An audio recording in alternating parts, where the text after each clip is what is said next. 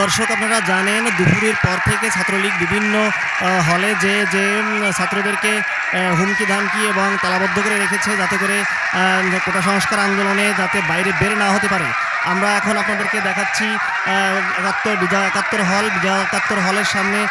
এখন সাধারণ ছাত্রদের সাথে ছাত্রলীগের সাথে মুখোমুখি চলছে সংঘর্ষ। আপনারা দেখছেন মারামারি শুরু হয়ে গেছে ছাত্রলীগ এবং সাধারণ ছাত্রদের মাঝে মারামারি চলছে। আপনারা দেখছেন দুপুরের পর থেকে বিভিন্ন স্থানে এভাবে হাতাহাতি, ইট পাটকেল ছোড়াছুড়ি এবং মারামারি চলছে। বিভিন্ন স্পটে এভাবে মারামারি চলছে।